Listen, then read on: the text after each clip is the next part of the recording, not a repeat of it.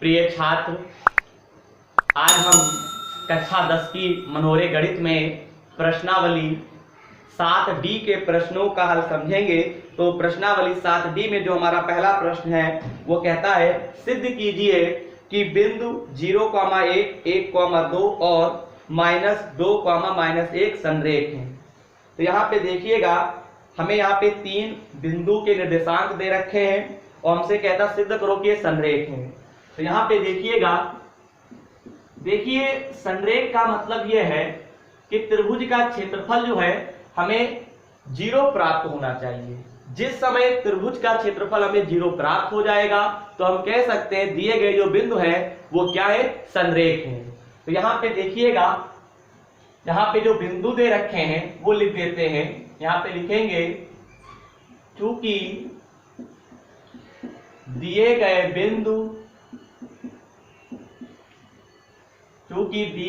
बिंदु क्रमशः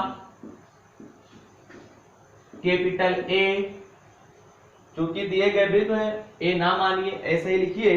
तो यहाँ पे आपका दे रखा है 0,1 और फिर यहाँ पे दूसरा वाला दे रखे हैं 1,2 और यहाँ पे तीसरा वाला वो दे रखे हैं -2, -1 दे रखे हैं।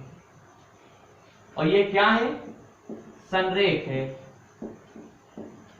तो संरेख का मतलब ये है कि त्रिभुज का जो क्षेत्रफल होगा वो हमें 0 प्राप्त होना चाहिए। तो देखिएगा, हम यहाँ पे नाम दे देते हैं इनको x1, y1 और यहाँ पे x2 और y2, यहाँ पे x3 और y3 कह देंगे और यहाँ पे लिखेंगे त्रिभुज का क्षेत्रफल बराबर 1/2 x1 y2 - y3, यहाँ पे x2 y3 - y1, x3 y1 - y2, यहाँ पे 1/2 x1 के स्थान पे आप 0 लिखोगे, y2 के स्थान पे 2, y3 के स्थान पे प्लस का 1 हो गया, क्योंकि माइनस का 1 लिखोगे तो प्लस हो जाएगा।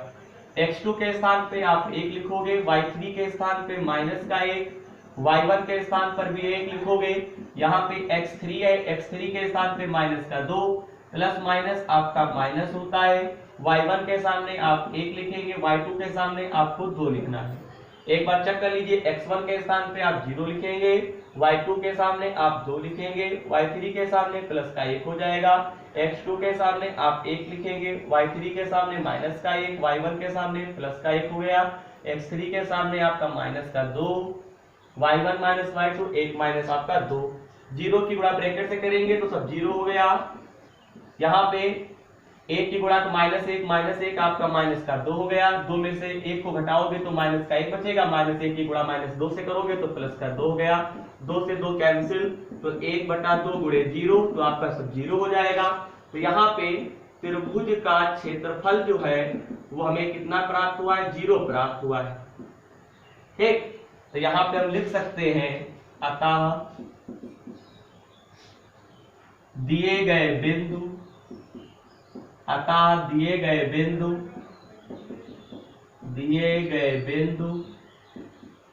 क्या है, संरेख है। अतः दिए गए बिंदु संरेख है। इस प्रकार से सवाल नंबर 1 का हल कंप्लीट हुआ। अब हम लोग, और यह हमें सिद्ध भी करना था, हमें यहाँ पे सिद्ध करना था।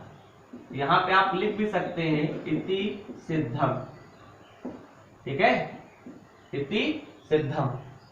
इस प्रकार से सवाल नंबर 1 का हल कंप्लीट हुआ। अब हम लोग आगे सवाल नंबर 2 का हल समझेंगे।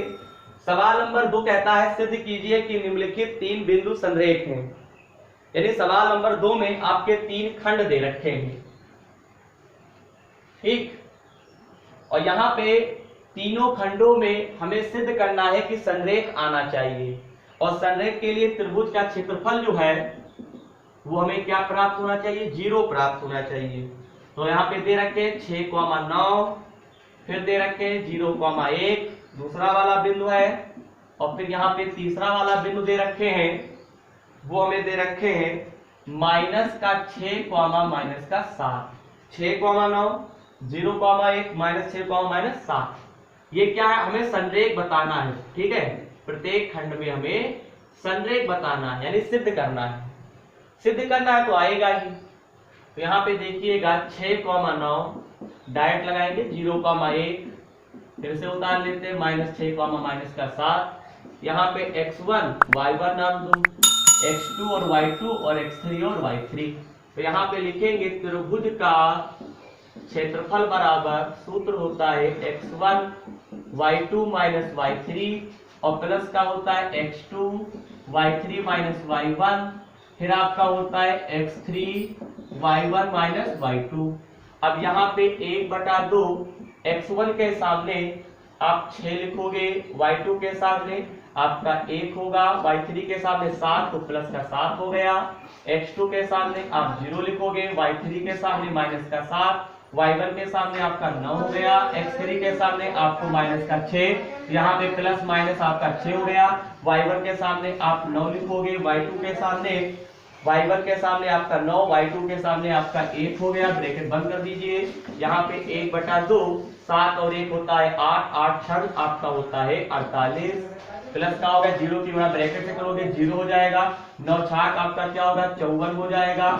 तो यहाँ पे देखिएगा 9 छाक आपका 54 हो जाएगा, नहीं गलत हो गया क्योंकि यहाँ पे 9 में से 1 को हटाओगे तो 8 बचेगा, 8 आपका प्लस का होगा, 8 छग आपका 48, 48 माइनस का 48 प्लस का कैंसिल हो गया, तो 1/2 गुणे 0 यानी 0 हो गया। तो यहाँ पे हमें त्रिभुज का जो क्षेत्रफल प्राप्त हुआ है वो हमें 0 प्राप्त हुआ है। तो यहाँ पे लिखेंगे अतः दिए गए बिंदु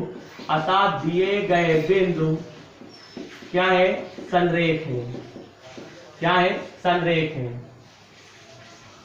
अतः दिए गए बिंदु संरेख है, हमें सिद्ध करना था तो ये सिद्ध हो चुका है।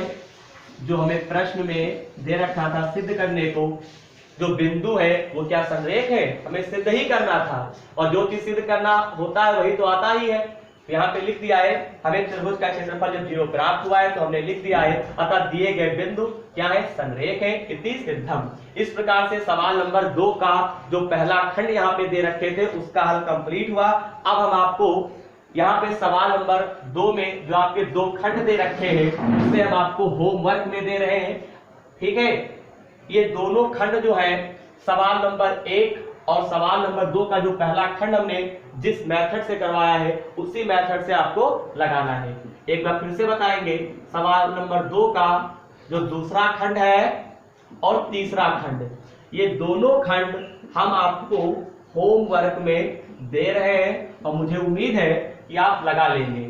आपको किस मेथड से लगाना है, सवाल नंबर 7D जो प्रश्नावली है, इस प्रश्नावली का जो पहला सवाल था और सवाल नंबर दूसरे का जो पहला खंड था, जिस मेथड से हमने लगाया है उसी मेथड से ही आपको सवाल नंबर 2 का जो दूसरा खंड दे रखे हैं, तीसरा दे रखे हैं, इसका हल आपको बिल्कुल सेम प्रतिक्रिया करनी है और आपका आंसर आ जाएगा। तो सवाल नंबर 2 का दूसरा और तीसरा खंड होमवर्क में है और आपको जो है सवाल नंबर 1 और सवाल नंबर 2 का जो पहला खंड है उस मेथड से आपको लगाना है जिस मेथड से मैंने आपको लगवाया है इस वीडियो में। अब हम आपको इस प्रश्नावली में जो आगे के प्रश्न है उनका हल हम आपको अगली वीडियो में समझाएंगे। धन्यवाद।